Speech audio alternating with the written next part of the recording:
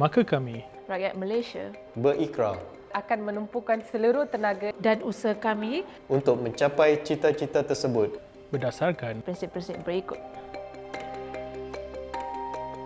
Kepercayaan kepada Tuhan, kesetiaan kepada Raja dan negara, keluhuran perlembagaan, kedaulatan undang-undang, kesopanan dan kesusilaan. Tahukah anda bahawa rukun negara sebenarnya tidak wujud semasa Malaya mencapai kemerdekaan pada tanggal 31 Ogos 1957? Malah kelima-lima prinsip itu hanya lahir setelah Malaysia mengharungi tragedi berdarah. Detik hitam itu dikenali ramai sebagai Resahan Kaum 13 Mei 1969. Sebenarnya orang Malaysia tersendiri terkejut dan tergempa dengan dengan kejadian itu. Dan setelah proses mageran dan usaha untuk mententeramkan keadaan,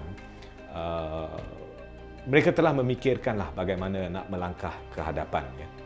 Dan satu usaha yang penting harus dibentuk supaya isu-isu perpaduan, isu-isu yang agak di bawah kesedaran, ya, harus ditangani dengan satu cara yang mendalamlah.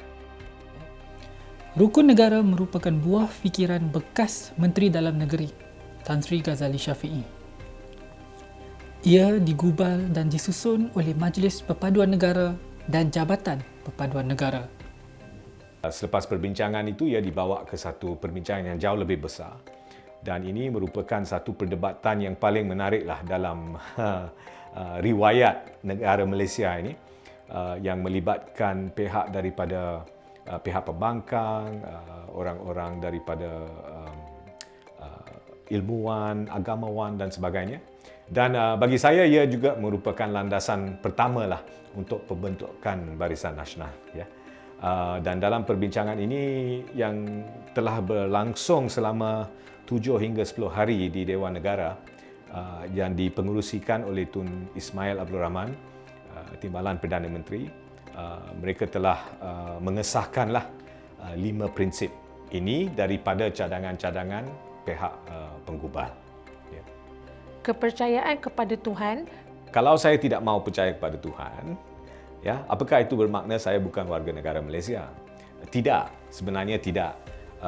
Ia tidak mengasingkan orang. Ia membuka ruang, sebab kebanyakan daripada kepercayaan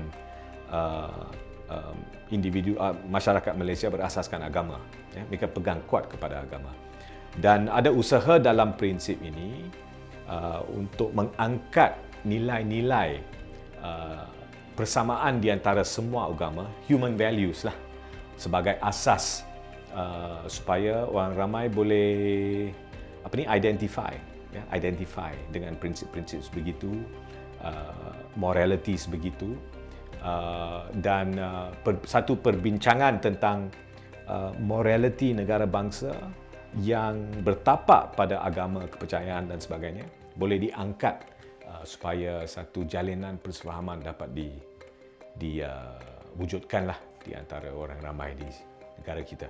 kesetiaan kepada raja dan negara.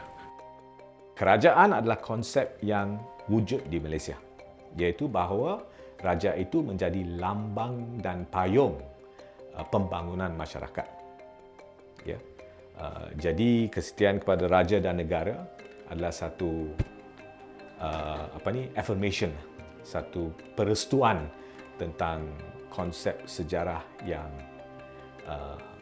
berkesinambungan.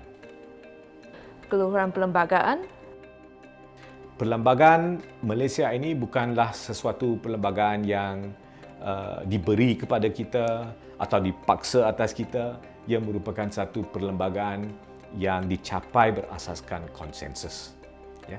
Setiap kaum, setiap masyarakat sini ada wakilnya, dan berikutan dengan perbicaraan itu, kita telah melahirkan perlembagaan yang menjadi asas kepada konsep kenegaraan di Malaysia.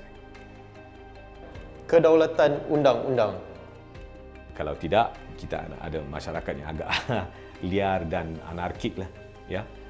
Jadi satu perestuan bahawa undang-undang itu adalah jauh lebih tinggi, lebih penting daripada kepentingan peribadi.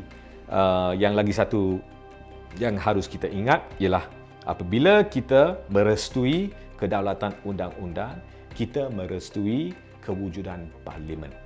Ya. Proses parlimen sebagai nadi dan nyawa proses demokrasi kita. Satu prinsip yang agak menarik pada masa sekarang. Kesopanan dan kesusilaan.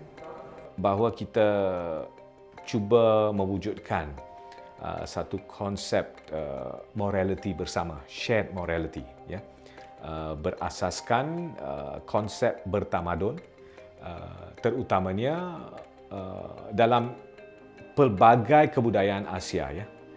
Jadi kita merestui kepelbagaian kita, tetapi dalam satu rangkap yang agak tersendiri, iaitu konsep morality, konsep nilai-nilai yang berasaskan tamadun-tamadun Asia. Berbeza dengan konsep Pancasila yang sering diperdebatkan di Indonesia, perbincangan mengenai rukun negara jarang bergema di Malaysia. Meskipun kalimah-kalimahnya sentiasa menghiasi kulit belakang buku teks sekolah kita. Sampai hari ini, nama istilah rukun negara itu pun kita tak hormati. Ya. Rukun negara itu adalah satu perkataan, bukan rukun negara. Rukun negara sebab ia diangkat sebagai nama khas, a compound noun. Tapi apabila kita melancarkan 50 tahun memperingati rukun negara, kita tak ingat pun bahawa rukun negara itu telah menjadi nama khas dan kita telah memisahkan kedua perkara itu. Ya. Tidak ada usaha yang sebenarnya untuk memberi nyawa yang baru kepada rukun negara yang bagi saya masih relevan, yang masih mempunyai gemanya yang harus didengari dan ditangani oleh warga negara kita. Tetapi dari segi official tu, ia hanya sesuatu yang kita memberi restuan yang agak formal lah, itu saja.